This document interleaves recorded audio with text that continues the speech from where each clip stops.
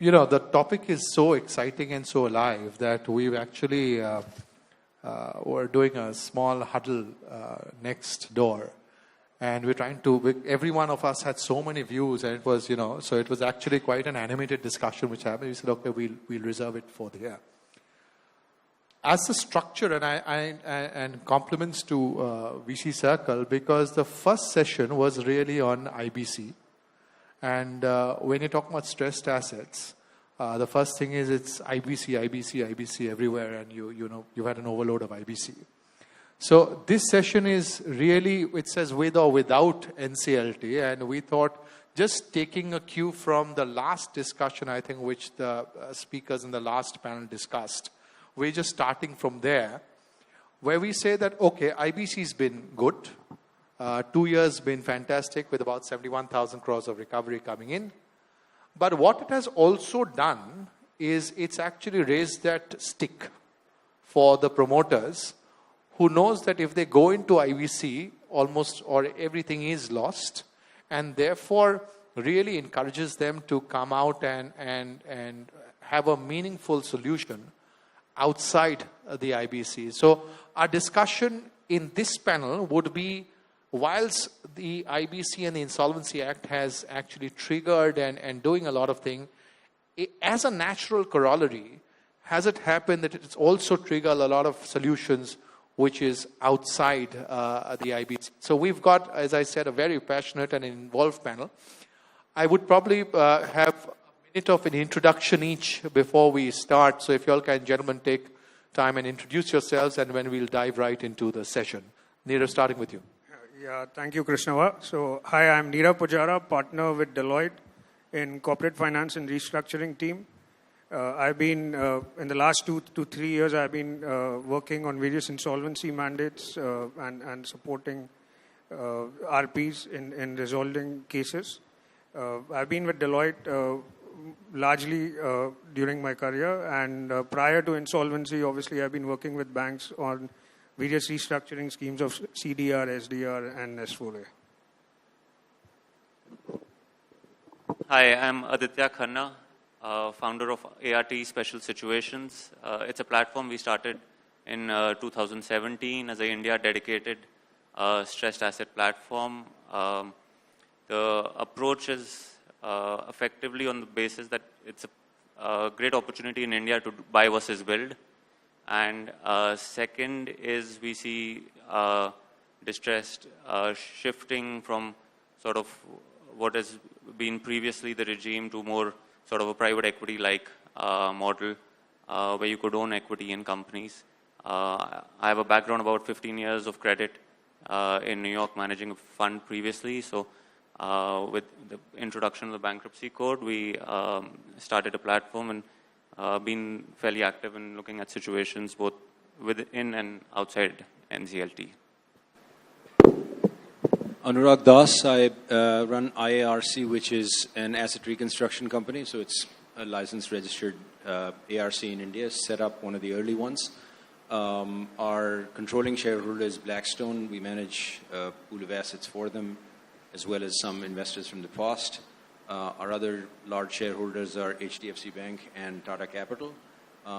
Across the spectrum, looking at a wide variety of kind of rescue transactions, pre-NCLT, which we will talk about to some degree, as well as some involvement in IBC processes. But I've spent a career in several countries working on distress situations, and hopefully we bring something to the table here. Thanks. Morning, my name is Sandeep Upadhyay. I work with Centrum Capital. I've been involved in covering some of these core sectors. So I lead the investment banking initiative there for some of the core sectors, including infrastructure, logistics, defense, etc. Lately, of course, large part of the action on the deal-making side has been revolving around the stressed assets. And our team also has been tracking this sector pretty closely. Prior to Centrum, I was with Island FS and with SBI Capital Markets. So throughout, it has been a career focusing on project finance and leading investment banking transactions. Hi, I'm Rajiv Agarwal, probably the only one from the industry, and that also in the infrastructure space, in SR Ports, where I'm currently CEO and Managing Director. We have built 160 million tons of port capacity in the last 7-8 years. And apart from that, we also own some assets overseas. And before that, I have been in telecom, in IT-enabled services, in retail. So been in infra space for, you can say, about 30 years now. And looking forward to this new regime very, very interestingly, because I think infra space is definitely one of the important spaces where there should be a lot of resolution possible. And I think going forwards, we should be able to move much faster with the new regime. Thank you. Thank you. So that's quite an eclectic group, actually. We've got advisors, investors, asset reconstruction companies, as well as from the industry. I think we'll dive right in. The first question, Sandeep, to you, and I think exactly taking from where we started this, that a lot of media attention goes in the IBC cases, 71,000 crores. But as I said, as a natural corollary, because there's that stick at the end for the promoters, so what did not work during the S4A, SDR, CDR regime is where the expectation, there was a huge difference in expectation with the promoter and the lenders or the investors. Do you see that as a parallel or as an alternate, as Anurag was saying, that there is a mushrooming of resolutions which is happening not only inside the NCLT, but right outside, and your thoughts on it? So I think there is a push and a pull factor. One factor that you rightly mentioned is the carrot and stick theory, where now it is getting increasingly, it's getting increasingly clear that unless and until the banks are paid up, there has to be a resolution come what may. IBC is one of the solutions. But my larger concern, and perhaps one thing that really bothers me is that the time which is taking to undertake these resolutions through the IBC. In fact, that is one of the key driving factors that I see, that pre-NCLT scenarios is where it could be a preferred kind of a situation in terms of finding solutions for the stressed assets. Today, statistics is more than 30% of the current CIRP cases have actually exceeded 9 months, which is like the hard stop that we were supposed to have. More than 50% of the cases of the ongoing 900 CIRP cases are actually past 6 months. Now, what it does is, beyond a point, I think it leads to some degree of deal fatigue as far as the investor side goes. And from the seller side, essentially from the bank side, it also diminishes the value of these assets. So effectively, when we try and, seek a solution around stressed assets, and we don't do it in a timely manner, which was supposed to be the basic premise of IBC, I think it definitely leads to an asset deterioration and hence lesser recovery. So given both these scenarios, I think it is imperative that we trigger a lot of this debt resolution process before it gets into IBC. And that is something which I guess even the last panel, we heard them concluding that they see really taking the stressed asset resolution, really the effective part is actually going to be indulging into these situations prior to an IBC kind of a situation. So I'll just take the question to Aditya, since you're the investor and you've got a fund which is investing in stressed assets. We just heard Sandeep saying that there's this enormous timeline which is taking in the NCLT process, and far more than the 270 days which is prescribed. The prescriptive 270 days is more. As an investor, you have a choice between a timeline long but a whitewashed, as I think Sumit mentioned in the last, a pristine asset which cleans up everything, or you would rather do it in a shorter timeline and be alive to some of the risks that you're taking in. So door A is where you go through NCLT in a longer timeline where you invest, but clean asset. Door B, because you're a distressed asset fund, shorter timeline with certain risks. Sure. So we actually have a metric we call return on time invested, or ROTI. In our business, I think the ROTI needs to be very high because you have to really, each of these cases has you spend a lot of time diligencing the asset, understanding what is on the ground, sometimes below the ground. And so we really want to, so that metric is very important. And we track that in each situation we get involved in, that we actually see a successful outcome. The way I look at it is broadly sort of the three different buckets: process, diligence, or information, and third is the valuation which you buy it at. I think there's pros and cons of each one in NCLT and outside NCLT. Outside NCLT, you have better access to quality of information. Secondly, from a process standpoint, you probably have better clarity on timing. And third, it's a bilateral deal, so most of the times there's a path to a successful outcome. Having said that, you don't have, in NCLT, if you were to look at it, it's an auction, wide open auction process. So if there are 10 bidders, you have a 10% chance of winning. Second, the data quality is much worse because you do not have access to the company or information as much as you like. And third, the process is susceptible to litigation and a lot of uncertainties. The one big benefit, so broadly if you have to look at it, on the liability side in NCLT, you have good clarity on the liability side because all your claims have to be crystallized. And outside NCLT, on the asset side, you have better clarity. So you have to look at how you offset between where you, in the end, what valuation Why do you say you're putting asset in. side is better clarity outside? Outside because you have better access to information. Quality of diligence, information quality, access to plant visits. But on the other side, on the liability side, you don't know if something shows up, and the protections which you have in terms of reps, warranties, indemnities don't really have any value. I completely agree with that. So in an NCLT space, when you're doing a diligence, the quality of diligence may not be as high or as good as a consensual transaction because the RP who comes in may need to struggle with information from the incumbent. And therefore, the quality of diligence for sure when it's a bilateral consensual transaction, albeit if it's stressed, but still there is some sort of a buy-in from the promoters coming in.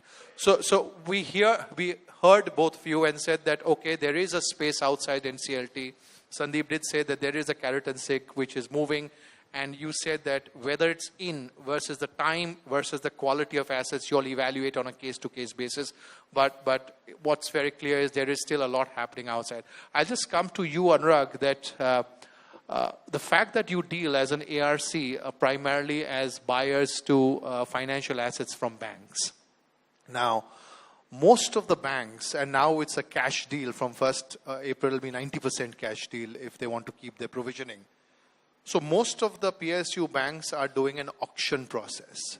One of the other advantages of the NCLT or the IBC process from a banker's perspective was the stamp of the NCLT, because they wouldn't want a CVC or a CBI coming to their door after they retire and saying that, hey, what do you do? Why did you give such a heavy haircut?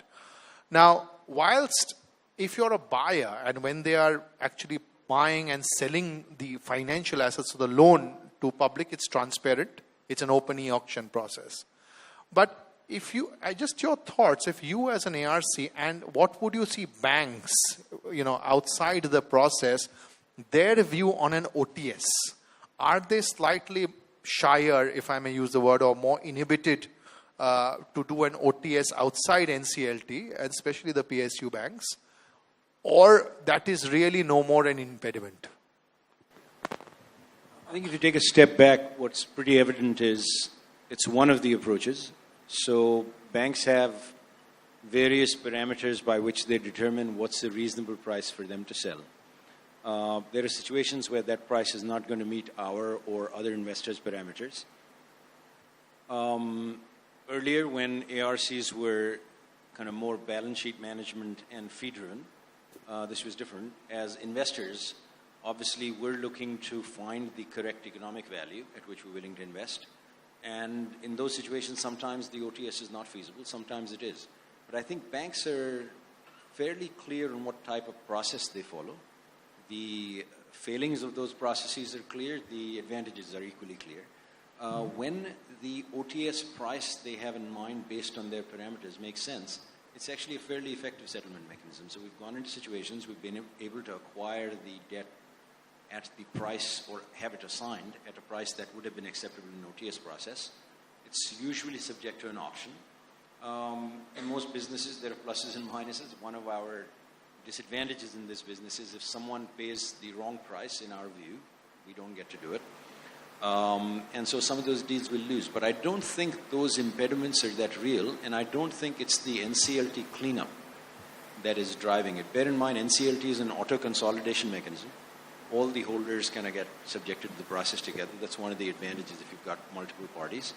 Relative to rescue finance, which is trying to get involved with companies, acquire the bank debt, invest the incremental capital to repair, restart, incur some incremental losses, get these businesses back on their feet and help revive them. That other piece is not necessarily sort of just an ARC type construct. You need another fund. So we have a fund that helps buy the bank debt, buys the SRs. And then there's other pools of capital available to put the rest of the money to work. So big picture, I think, to try and get to the nub of what you were suggesting here, I think OTS and rescue finance have the advantage the promoter can be involved. It has the disadvantage that it could go into an auction where after all the work you don't get something. In NCLT, you have the disadvantage that you could buy a piece and then it could go into liquidation, at which point the COC is dissolved. So as yet, we're trying to solve for these, I think, across the system, but I think the movement's very positive. So hopefully, these issues sort out. I'll stay with you for a bit more, Anurag. This is a question which I've heard lots in lots of panel discussions, though I believe there is. It's a slightly brutal question, considering that you are an ARC. And it's a straight question that now with the IBC coming in, what is the relevance? Has the relevance of asset reconstruction companies taken a hit? Or you believe that there is, because these outside, OTSs are happening, it gives you more of an edge? Or the crowd of the ARCs will surely go down and you'll only have a few standing now? I think it's an important question. Obviously, I speak with a bias. As you can imagine, our controlling shareholder took the view that it is important to have an ARC platform. I think in a country where 70% of your total banking assets are public sector assets, there are tremendous positives to having watched over entities, regulated entities that are subject to a set of rules set by the Reserve Bank, undertake to acquire these assets or loans and eventually try to resolve them. Bear in mind, before capital was available to ARCs, it was a slightly different situation where it was primarily a bank balance sheet management tool. You hope that the transition timeline or the timeline to kind of the extraction of value from those would have been realistic. The evidence, though, is that it probably wasn't, right? ARCs in the past systematically overpaid. Since I've come on board, we do cash acquisitions. It's an investment fund, in effect. What are the differences? Exactly as you said. Is there relevance? The relevance is in the fact that it's a back end to a regulated activity carried out under the eyes of regulators with a set of rules and parameters that hopefully guide it somewhat better. Other than that, it's a fund, right? There's a pool of capital. We're dividing it into parts. The piece that goes in to acquire bank assets is watched over. Thanks. So what I hear you saying that it is regulated, and it is also when it's part of a larger platform of offerings, it has obviously that much more relevance. So if a standalone ARC does not have an AIF or a NBFC as a part of its group to give a bouquet of offerings, it might be difficult for those ARCs to be in the play. In markets that were evolved and further along the road, we've come through remarkable evolution in India in 2 years. So I think it's wrong to now call our market not evolved. but it's not as much of a market. Things are transacting, resolutions are happening, but where bank debt markets have active participants buying the bank debt pieces from different holders through a process that has evolved over longer, it's fairly plain vanilla. Banks decide to sell it. There is a market type process, so it's a fair price and it's transacted. But you need capital to buy the bank debt. You need capital typically to resolve the situation on the ground, whether it's repairs or maintenance. You sometimes need to supplement capacity and do things that make sense. You get things restarted or ramped up, you will suffer losses. There's 5-6 types of capital needs. When I ran books for large global funds, we simply had to say we're putting in money for this from the same pool, we're putting money for that. Money being fungible, it didn't matter where it came from.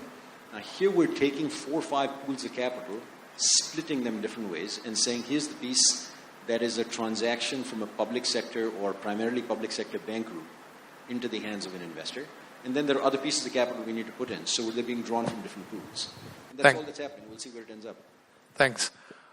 I'll just change the gear. We'll go to the infrastructure space from SR Ports. Rajiv, we're not talking about SR Steel case here. We've said that.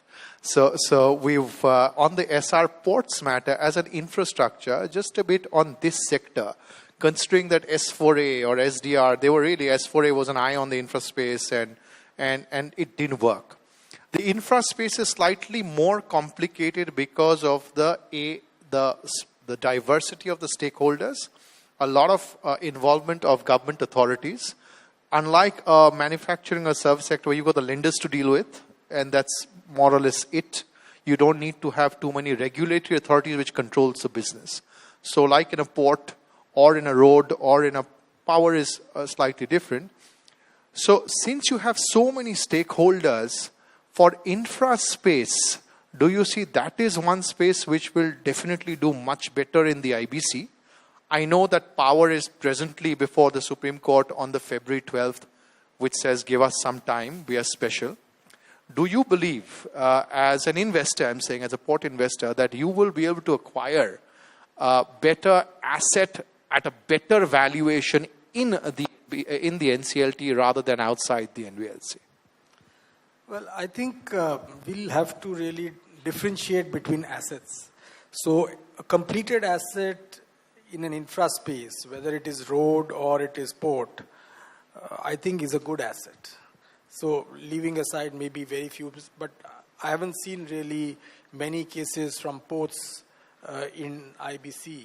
So except for maybe one case, which is Diggy, which is basically a very different case, because there the asset was created before the basic infrastructure of roads and rail connectivity was created.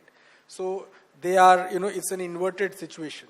So that is why that asset is suffering. Otherwise, it's a great location and they could have really done well.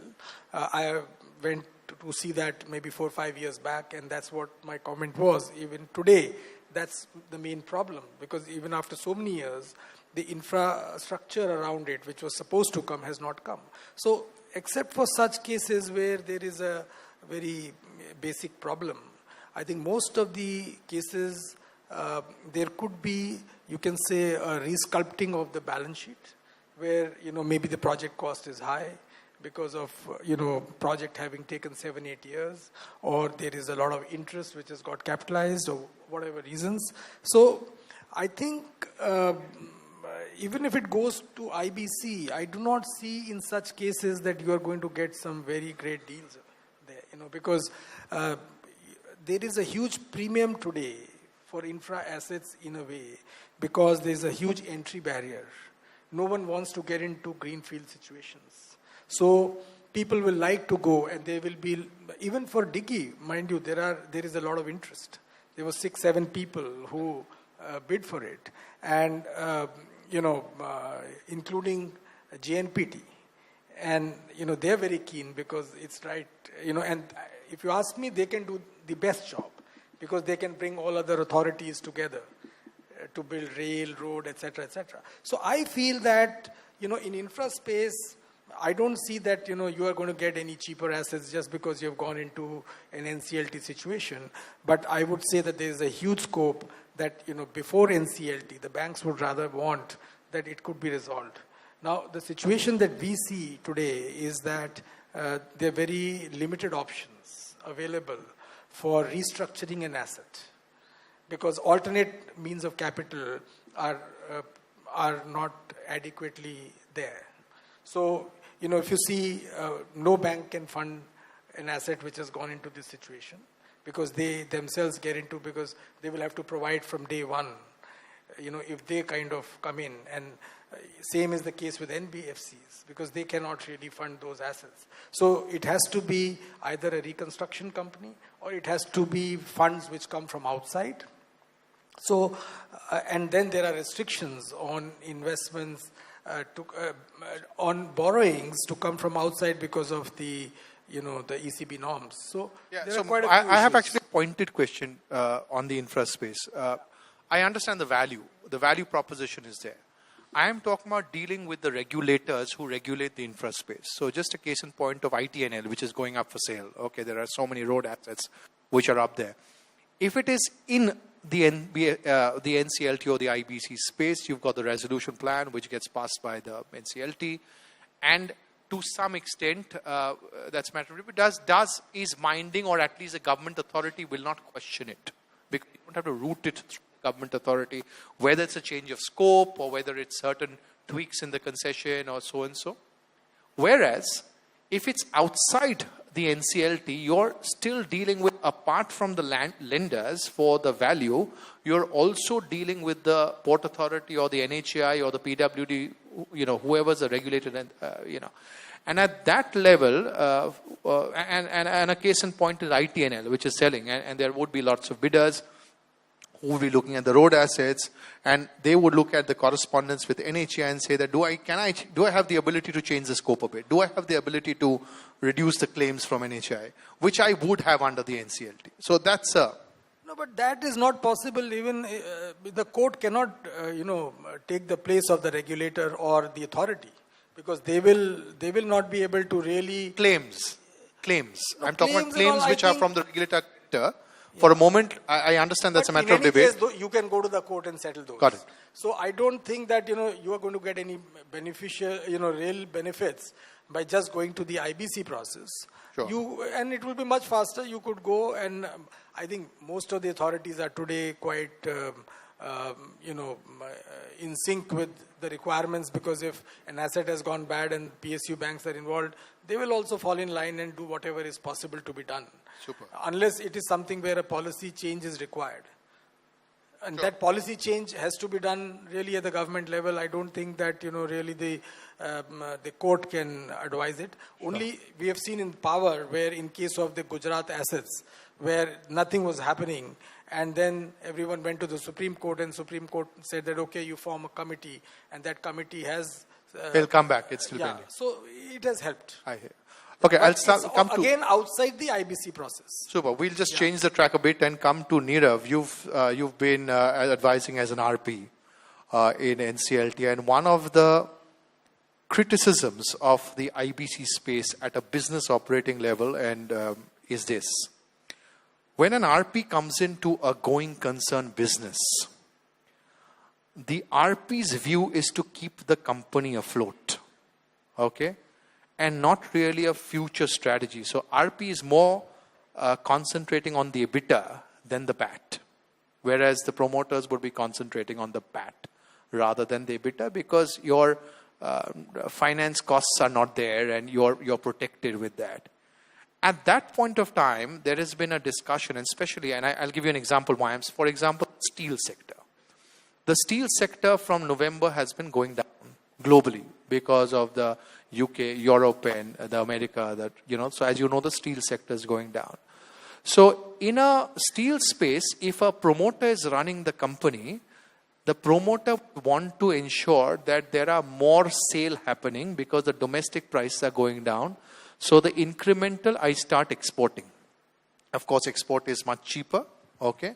But on a basis because his eye is on the PAT.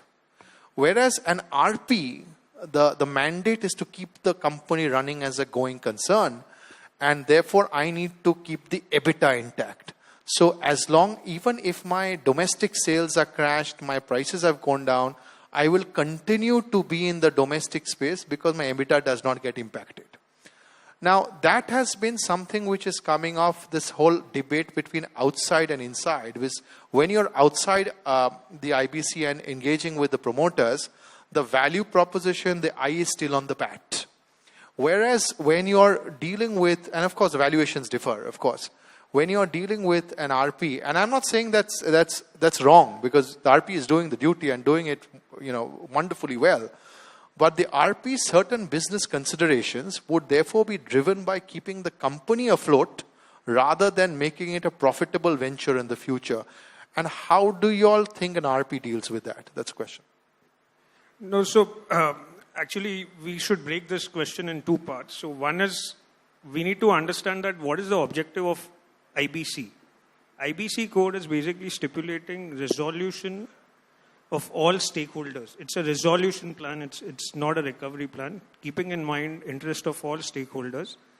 And with the 29A provision, it is also basically stipulating that going forward, it's a change of management, because in case if the existing management has misrun or mismanaged the company, because of which the company is in NPA, IBC is enabling that there will be a change of management and the new investor coming on board will be a clean investor. So the objective is much larger fold, wherein you are looking at resolution and also the future running of the company. As against that, if you are comparing settlements or settlements outside NCLT, what are we comparing against? If you look at the current scenario, definitely lenders, not only obvious, promoters are definitely coming to the table for settlement, and that is obviously because the fear of losing the business has been instilled. That's a fact.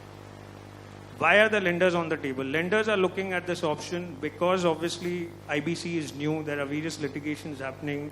Code is also evolving, and the NCLT infrastructure, which in a way leading to a lot of time. If you look at the case being admitted, now you're looking at time duration of 6 months to 1 year, in fact, for even a case to be admitted. And after admission, there can be various litigations which might come up. Again, it's mainly around 29A issues, which is still subject of consideration in Supreme Court.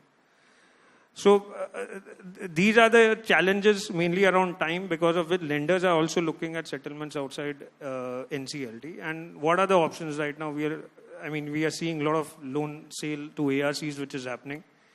Again, whether you can't really call that as a resolution, because it's basically transferring the NPA account from the public sector to a private sector or any other ARC. So if you compare it with the objective of NCLT, is it really resolving the problem and going concern status of the company? Unless there is capital infusion happening by the ARC to really rectify the situation.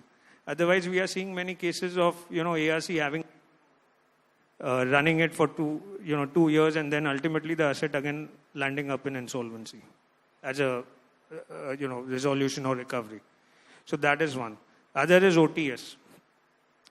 OTS is again something which lenders are considering, and with 12A being introduced, we are obviously seeing a lot of OTS proposals which are coming through. But again, there is a haircut involved in OTS again. So it is, and the other important aspect is you need concurrence of all the lenders. So if you're looking at an outside NCLT scenario, and multiple lenders, getting concurrence of all lenders on a particular haircut amount can be a challenge. On case-to-case basis, that is also happening. And so the point is, outside NCLT, what is the real resolutions happening? That is something still after Feb 12 circular, we are seeing that as a challenge. Obviously, there are some cases, case-to-case basis in EPC specifically, where resolution plans are being worked out. But again, the implementation and the concurrence of lenders will be important. So that's on the outside NCLT scenario. And to answer your question specifically, what happens in terms of the operations management during insolvency? So during insolvency, the objective is obviously to maintain a going concern.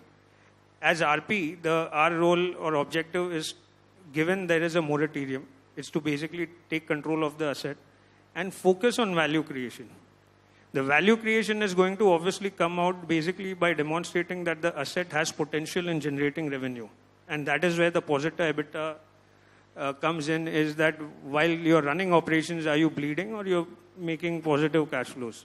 That will actually determine in terms of how are you engaging and what type of interest are you generating in the asset during the sell process which you are running.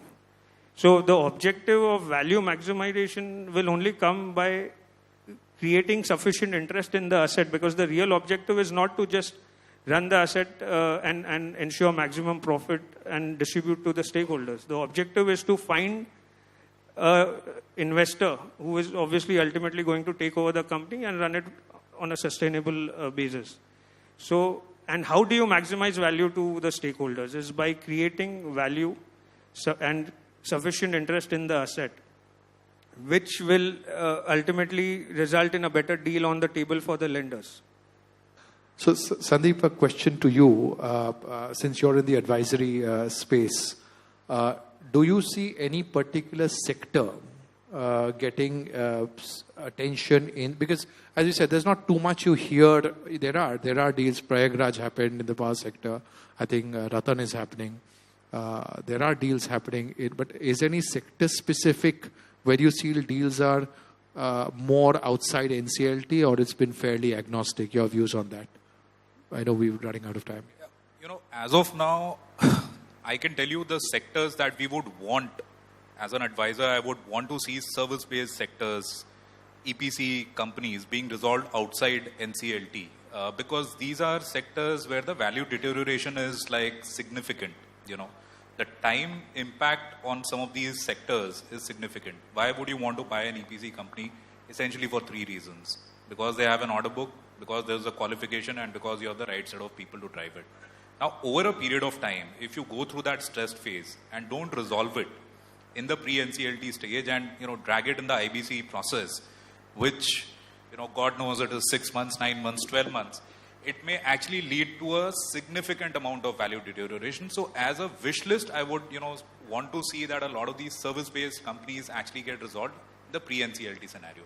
It's very easy to sustain a steel company, a power company, or an infrastructure assets value even throughout the IBC process, because there is an underlying asset.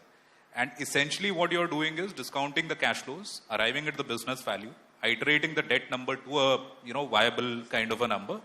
And that is how the restructuring or the solution is being resolved.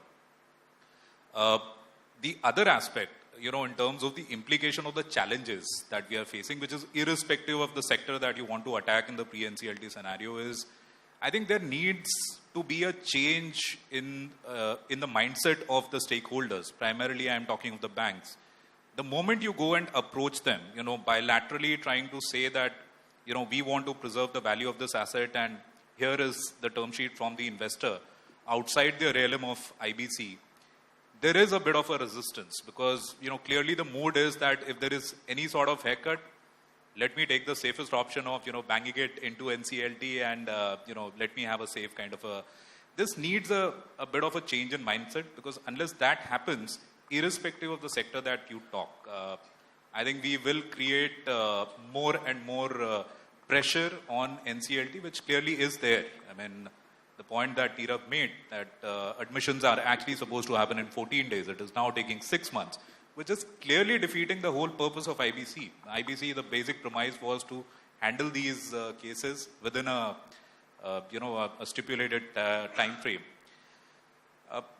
In terms of other sectors, I think, and that was the point which Rajiv also made, perhaps can you resolve infrastructure cases and all? Honestly, IBC, I've not really seen any kind of a leeway that you enjoy vis-a-vis the authorities. So it's not that the NCLT has the power to amend the concession. That was on the claims. Sure. That was not on licenses or concession terms, but claims. So on the claims, I think you have some leeway. Of course, you also talked about ITNL, which is a very different case. That is also into NCLT, but not an IBC case because of, you know, mismanagement and stuff like that. But yes, you know, you may have a little bit of a leeway if you take on these assets through the IBC process. Thank you so much, gentlemen. It was really wonderful. Thank you very much.